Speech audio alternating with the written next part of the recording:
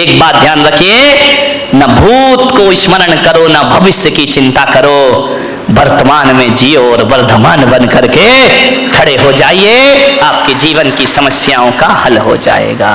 जो वर्तमान में जिएगा वो वर्धमान होगा, जो भूत में जिएगा भूत बन जाएगा। भविष्य हमारे हाथ में होता नहीं है, ध्यान रखिए।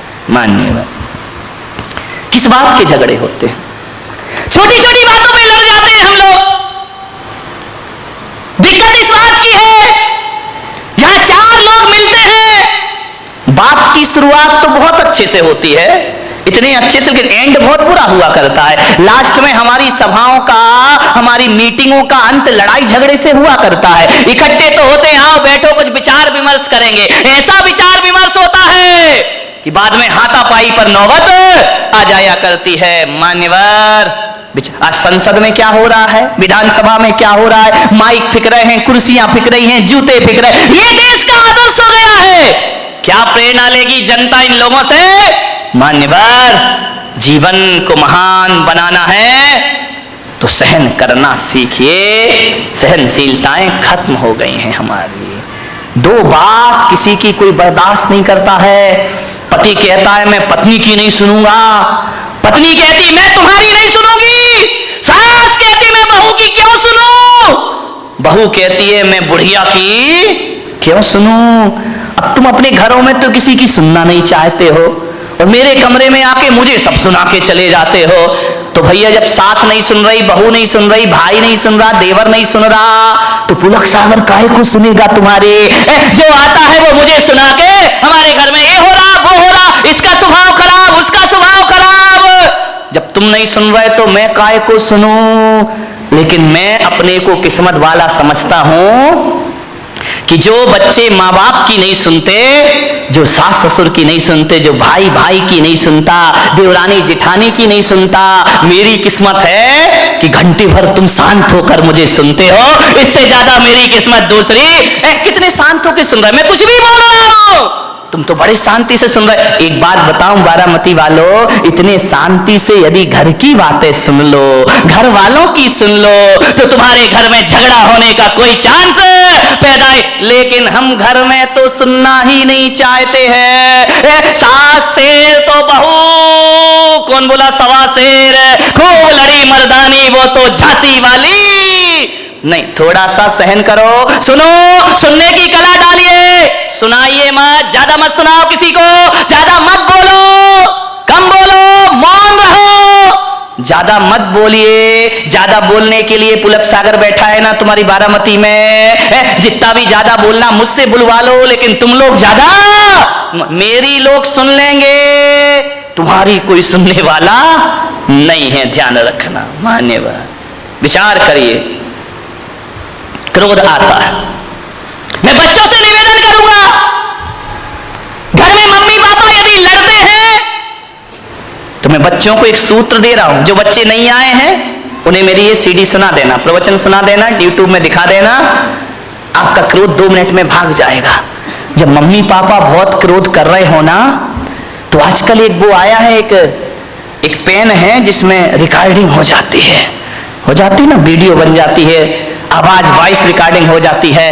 जब मम्मी पापा लड़े बेटा तो पेन में रिकॉर्डिंग कर लिया करो, फिर देखना ये क्रोध में क्या क्या बकते हैं। और जब ये शांत हो जाए, और शांत होने के बाद भी नहीं, जब घर में कोई मेहमान आए तो उन्हें नमोकार मंत्र की धुन मत सुनाना, नमोकार मंत्र की झनकार नहीं, मम्मी पापा की टनकार सुनाना। उस समय पता लगेगा कि हम क्रोध में क्या क्या बोल गए। क्रोध में ध्यान रखना, क्रोध में आदमी बेहोश हो जाता है, उसे होश नहीं रहता कि मुझे क्या बोलना है। एक बार एक आदमी तो क्रोध में इतना बोला, गुस्से में इतना बोला, अपने बच्चे को बोला, अबे गधे की औलाद। बच्चे ने कहा सही कह रहे हो बापू, ध्यान रखिए, बीच आदमी होश थोड़ी रहता, मैं गुस्से में बोल के आ रहा हूं, अबे गधे की औलाद। अब विचार करिए, उसने कहा, गुस्से में एक पति ने पत्नी से कहा कि क्यों नहीं, जब तेरी शादी हुई थी तू पागल थी क्या, जो मेरे से शादी, पागल थी क्या जो शादी के समय तूने नहीं देखा मुझे, अब तुझे गुस्सा आ रहा है, पागल थी क्या? पत्नी ने कहा पागल नहीं होती तो तुझसे शादी काहे को करती, ये पागल ही तो था। एक बार क्या हुआ, एक पत्नी ने अपने पति से कहा यार तू तो इतना भोला है, इतना भोला है, इतना भोला है कि तुझे तो कोई भी बेवकूफ बना सकता है। पति ने कहा ज्यादा मत बोल। बोले तुझे कोई भी बेवकूफ बना सकता है। पति ने कहा बिल्कुल सच कह रही है, सबसे पहले बेवकूफ तो तेरे बाप ने मुझे बनाया जो तेरे से शादी कर दी। ध्यान, आदमी क्रोध में क्या क्या भूल जाता, उसे होश ही नहीं रहता, पता ही नहीं रहता। सब रिकॉर्डिंग कर लो। और जब मेहमान आए, यदि सासू बहू लड़ रही हो ना तो देवरानी रिकॉर्डिंग कर ले। और जब कोई मेहमान आए तो चालू कर देना, शर्म से पानी पानी हो जाएंगे लड़ने वाले। और अब जब भी लड़ेंगे तो याद रखेंगे कोई शैतान मेरी मोबाइल में फोटो तो नहीं बना रहा है, कोई आवाज तो टेप नहीं कर रहा। ध्यान रखना, क्रोध ज्यों-ज्यों बढ़ता है भाषा असभ्य होते चली जाती है, भाषा अपनी सभ्यता खो दिया करती है। क्रोध में जितने निकृष्ट वचन हो उतने एकत्रित कर लिए जाते हैं, लेकिन जब प्रेम होता है तो भाषा भी संभलती है और व्यवहार भी संभल जाया करता है। ध्यान रखिए मान्यवर, क्रोध से बचने का प्रयास करिए। सामने वाला यदि क्रोध करे तो हम क्या करें मालूम है? जब हम लोग बचपन में थे तो साइकिल चलाना सीखते थे। हमारे घर कोई भी आ जाए, वो घर में बात कर रहा, अपन उसकी साइकिल लेके भाग जाते थे। कभी कभी कोई साइकिल नहीं देता था ना तो एक शैतानी कर देते थे, उस साइकिल की हवा निकाल दिया करते थे, साइकिल में सुई कांटा चुभो के पंचर कर दिया करते थे, फिर वो आदमी घर नहीं जा पाता था। मैं भी आपसे कह रहा हूं ऐसी शैतानियां तुम लोग मत करना जो हम लोगों ने बचपन में की हैं, लेकिन आपसे कह रहा हूं इस दिमाग में भी बहुत क्रोध की हवा भरी हुई है। और जब क्रोध की हवा भर जाए और जब क्रोध प्रकट होने लगे उसे पंचर कर देना, थोड़ा सा क्रोध की हवा निकल जाएगी, क्रोध शांत हो जाएगा। पंचर कर दीजिए दिमाग को। पंचर कैसे करेंगे? ऐसे मत करना कि तुम यहाँ पे कांटा चुभो रहे हो दिमाग में, पंचर नहीं, ये तो दुर्घटना घट जाएगी। पंचर करने का मतलब इतना ही है कि यदि सामने वाला गुस्सा कर रहा है, क्रोध कर रहा है, तो अपने क्रोध की हवा निकाल दो, अपने क्रोध के टायर ट्यूब को पंचर कर दो। कैसे पंचर कर दो कि भैया जो तू गुस्सा कर रहा है, गालियां दे रहा है, इसका जवाब मैं 5 मिनट बाद दूंगा। ध्यान रखिए, थोड़ा सा धैर्य, 5 मिनट बाद जवाब दूंगा। मैं कहता हूं यदि 5 मिनट बाद जवाब देने का संकल्प ले लिया तो समझना हमारा क्रोध पंचर हो गया, हमारा गुस्सा पंचर हो गया। 5 मिनट बाद आप उस क्रोध का जवाब कभी नहीं दे पाएंगे। ध्यान, आपको लगेगा यार किन बातों पे लड़ रहे थे, किन बातों पर बहस हो रहा था, ये लड़ने जैसे कोई तो बात ही नहीं। क्रोध को पंचर कर दीजिए। एक आदमी को मैं जानता हूं, वो एक चिट्ठी लिख रहा था, ऐसी चिट्ठी, ऐसी चिट्ठी, ऐसी चिट्ठी, 4 पेज भर दिए उसने। इतनी गालियां, इतने गंदे शब्द। मैं वहां पहुंच गया, मैंने कहा क्यों भाई क्या कर रहे हो? अरे बोले मेरा दोस्त है ना, अब दुश्मन बन गया है, बहुत मेरा अपमान किया उसने। मैं चिट्ठी लिख रहा हूं, हजारों गालियां उसने चिट्ठी में लिख दी।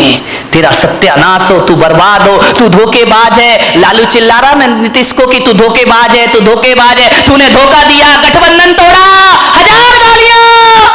ध्यान, चिल्लाते रहो, अभी तो सारी दुनिया में मोदी ही मोदी चल रहा है। ध्यान रखिए, 1000 गालियां लिखी उसने। बोले मैं इसको पोस्ट करने जा रहा हूं, उसके पास पहुंचेगी ये चिट्ठी। मैंने कहा एक काम कर मेरे भाई। बोले क्या? मैंने कहा एक काम कर, ये चिट्ठी तूने लिख दी? बोले लिख दी। मैंने कहा इसको आज नहीं कल पोस्ट ऑफिस में डालना, लेटर बॉक्स में डालना। बोले नहीं मैं तो आज ही डालूंगा। मैंने कहा नहीं तो कल डालना। तो बोले कि इससे क्या हो जाएगा महाराज, मेरा क्रोध ठंडा हो जाएगा। मैंने कहा बिल्कुल ठंडा हो जाएगा, तू हो या ना हो ये चिट्ठी तू कल डालना।